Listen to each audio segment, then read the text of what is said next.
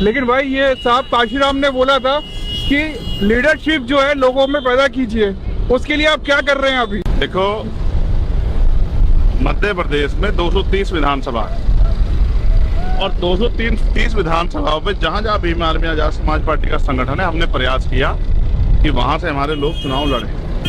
जहां दूसरी पार्टियां धन बल के आधार पे सक्षम लोगों को चुनाव लड़ा रही है, वहीं आजाद समाज पार्टी के विधानसभा लेवल के कार्यकर्ता, जिला लेवल के कार्यकर्ता चुनाव लड़ते। मैंने उनको इसलिए भी नहीं रोका चुनाव लड़ने से, क्योंकि अभी वो सीखेंगे। अभी हमारे लोग राजनीति को उस तरह समझते नहीं। राजनीति करना कोई बच्चों का खेल नहीं है। ज्यादातर लोग पहली बार लड़ रहे हैं। हाँ, राजनीति करना कोई बच्चों का खेल नहीं है। राजनीति करने के लिए देश में जो लोग राज कर रहे हैं वो लंबे समय तक राजनीति कर रहे हैं और हमारे लोग नए हैं, तो जैसे धीरे धीरे सीखेंगे, सीख के आगे बढ़ेंगे। इसलिए मैंने उनको नहीं रोका। मगर मैं मानता हूँ कि इस चुनाव के बाद बहुत सारे नए लोग तैयार हो जाएंगे जो राजनीति को समझेंगे और राजनीति करने के लिए तैयार होंगे। और जिस दिन हमारे लोग राजनीति करने के लिए तैयार हुए, तब उस दिन मध्य प्रदेश और देश में कमजोर वर्गों का राज होगा। अभी तो राजनीतिक लोग कम, ठेकेदार लोग ज्यादा हैं। काशीराम साहब कहते थे कि असली लोकतंत्र या बहुजन राज तब आएगा जब गरीब के बेटे विधायक और सांसद बनेंगे, जब मिशन के काम करने वाले मिशनरी लोग लोकसभा और विधानसभा में जाएंगे। तो हम उस प्रयास को आगे बढ़ाने का काम कर रहे हैं। मैं मानता हूँ ये बहुत आसान काम नहीं है, लेकिन ये बहुत मुश्किल भी नहीं है, क्योंकि साहब ने तो कहा ना, तमन्ना अगर सच्चे तो रास्ते हजार होते हैं। बिल्कुल। और तमन्ना अगर झूठी तो बहाने हजार होते हैं। आज हम 3 लोग आपके सामने, इधर मैं चंद्रशेखर आजाद, यहाँ दामोदर यादव और आपके पीछे एडवोकेट रविंद्र कुमार भाटी। ये दलित पिछड़ों की संयुक्त लीडरशिप है। इसके परिणाम कितने मजबूत होंगे ये आपको अभी रास्ते में देखने को मिलेगा।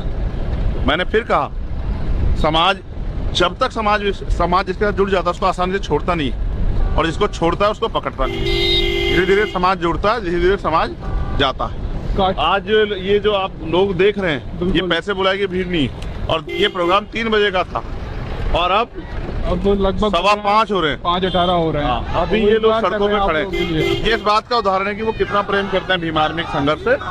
और मैं लिख के देता हूँ कि दामोदर यादव को धन बल से भी रोक नहीं पाएगी यहाँ की विधानसभा के जो लोग हैं।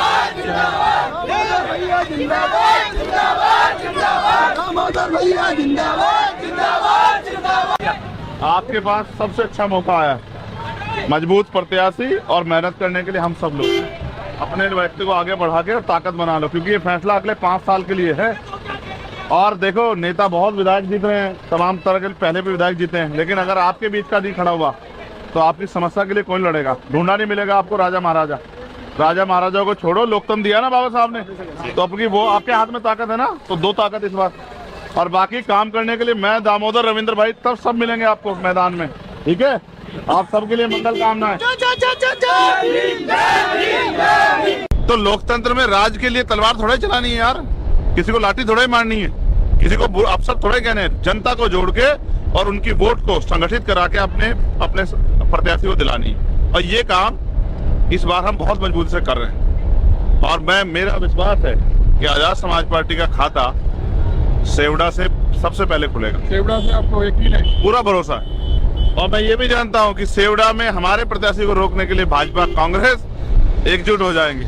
अच्छा। हाँ, मैं कह रहा हूँ, MLA तो यहाँ बहुत थे, लेकिन जब यहाँ के कमजोर वर्गों पर अत्याचार हुआ, कौन खड़ा था उनके साथ? 2 अप्रैल 2018 का जो अन्याय हुआ, आप जानते हैं, इस क्षेत्र में इंद्रगढ़ में और सेवड़ा में दामोदर यादव उनका नेतृत्व कर रहा था, क्योंकि वो जानता है कि वो हमारे भाई। अच्छा। हाँ, और इसके लिए यहाँ की पूरी बीजेपी सरकार उनके पीछे पड़ गई, उनके ऊपर मुकदमा चलाया जाए, और पूरे जोर भी लगाए मुकदमा चलाने के। लेकिन किस बात के लिए मुकदमा चलाओगे? Protest, right to protest constitution देता है, सरकार थोड़े रोक देगी। तो इसलिए मैं कह रहा हूँ, लोग अच्छा बुरा और अपना पराया जानते हैं। अब लोगों को फैसला लेना है कि उनको कैसा विधायक चाहिए। ऐसा जिसको वो किले में ढूंढने जाए या फिर ऐसा जो उनके लिए, जनता के लिए सड़कों में मिले। कल आपको पता है हमारे प्रदेश में मुकदमा हुआ, किस लिए हुआ? जो किसानों के उनकी फसल के दाम नहीं मिल रहे थे। 3100 रुपए की फसल खरीदी, 2800 रुपए पेमेंट हो रहा था, तो वो उनके लिए संघर्ष करने गए, परिणाम मुकदमा मिला। लेकिन हिम्मत नहीं टूट रही है। देखो, ये हौसला बता रहा है कि सेवड़ा हम लोग जीत रहे हैं। आओ भाई, आओ, दोनों भाई आ जाओ। बाबा साहब हमारे, बाबा साहब हमारे, बड़ा भाई चंद्रशेखर भैया, बड़ा भाई चंद्रशेखर भैया। समय कम है, सभा में जाना है। अगर वास्तविकता में जिंदाबाद करना चाहते हो तो 17 तारीख को तुम्हारी ईवीएम का बटन केतली पे धस जाना चाहिए यहाँ से, बिल्कुल सही है। वरना ये मौका दोबारा कब आएगा? 5 साल बाद। 5 साल में बहुत कुछ बदल जाएगा, समझ रहे हो? को देखा एक बार, कभी बार केतली। ठीक है, तो आगे बढ़ो, मेहनत करो, हिम्मत करो।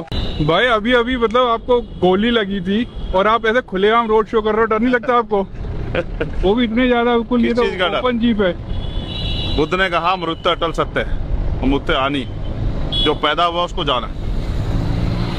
डर के अगर जीऊंगा तो शायद उनके लिए, उनमें वो हौसला नहीं पैदा कर पाऊंगा जिनके लिए लड़ रहा हूँ। अगर मैं डर के छिप गया तो शायद वो फिर दोबारा कोई हिम्मत ना कर पाए। तो मेरी माँ ने और मेरे परिवार ने मुझे डरना नहीं सिखाया, और मेरे लोगों ने मुझे कहा कि आप आगे बढ़ो। एक चंद्रशेखर आजाद जाएगा, लाखों तैयार होंगे।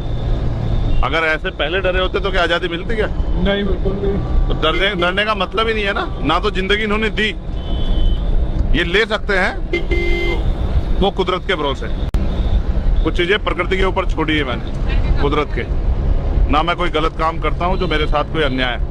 हाँ, प्रयास जरूर दुश्मन कर रहे हैं। अगले 10 साल बाद आप देखना, राष्ट्रीय स्तर का हर समाज का नेता आपको आजाद समाज पार्टी के मंच पर दिखाई देगा, और वो नेता होगा जो अपने समाज के हितों के लिए लड़ेगा। हर ये गांव, जैसे जैसे शाम ढलती जाएगी वैसे वैसे भीड़ बढ़ती जाएगी, क्योंकि मेरा मजदूर, मेरा परिवार का व्यक्ति, किसान का मेरा सड़कों पे आ जाएगा, घर आ जाएगा वो। बिल्कुल।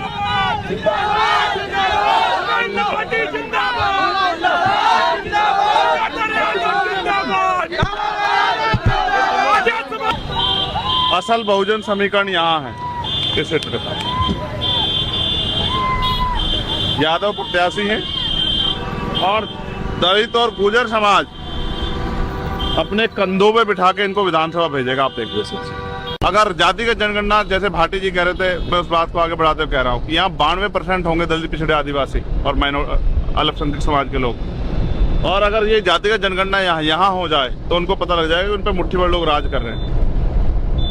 जिस चाबी को से वो अपने आप ताले खोल सकते हैं, वो चाबी भी उनके पास नहीं है, और दूसरों के दरवाजों, गेटों के बाहर खड़े हुए हैं। ये जो गेट हमारी बैरिकेटिंग लगा के हमारे अधिकारों से हमें रोका गया है, इसको हमारे लोग इस बार तोड़ देंगे। देखने एक नया सवेरा, एक नई रोशनी जो है मध्य प्रदेश में पैदा होगी, और उसके परिणाम ये होंगे कि भविष्य में आजाद समाज पार्टी हम विकल्प बनेगी।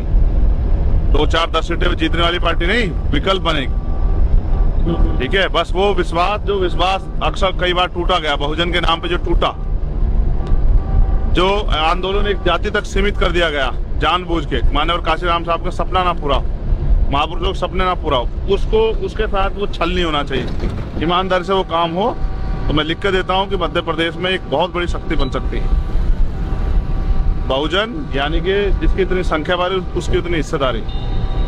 तो जब हम अपने भाइयों को कुर्सी भी देंगे, पद भी देंगे, MP MLA बनाएंगे, तो वो हिस्सेदारी मजबूत होगी। भविष्य मध्य प्रदेश में बहुजन राजनीति का भविष्य बहुत उज्जवल है।